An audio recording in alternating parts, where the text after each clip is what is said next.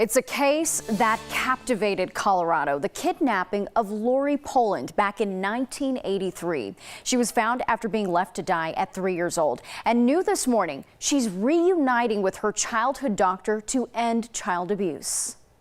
I just want who has her to bring her back and not hurt her, please. A desperate plea from the mother of Lori Poland.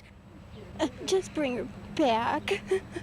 At 3 years old, Lori was taken while she was playing outside her home in Sheridan. She was in the bottom of the privy hole. And 3 days later, found by bird watchers in this outhouse near Genesee. Lori was dumped 10 feet by her abductor and somehow miraculously survived. An emotional reunion. Now, nearly 40 years later, Lori Poland. Lori has dedicated her life to healing. I had night terrors on almost a nightly basis.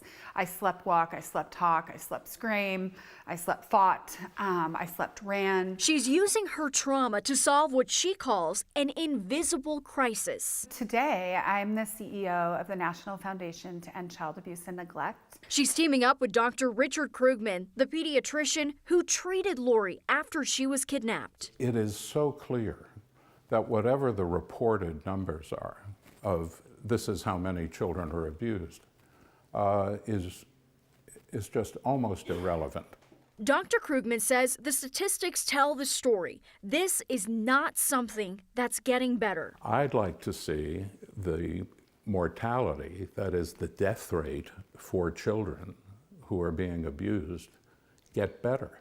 It's been stuck at what we think is 1,500 to 2,000 children a year for the last 40 years. The lack of progress comes from how it's framed. They say we should treat child abuse not as a social and legal issue, but a mental health and a public issue. So we have to start from the beginning, and that begins with getting the advocacy group to push,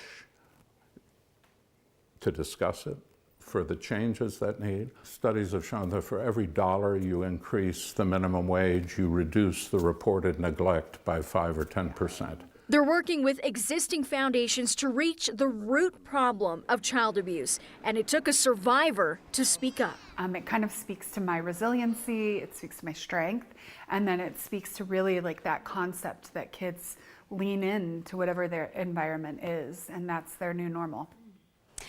Lori tells me that she has a few memories of her kidnapping when she was found in that outhouse pit by the bird watchers. They asked her what she was doing and she said, "I live here." That speaks to the power of children embracing their environments as normal. "I Live Here" is also the title of Lori's new memoir. In it, you can learn more about her fight to end child abuse through research and advocacy.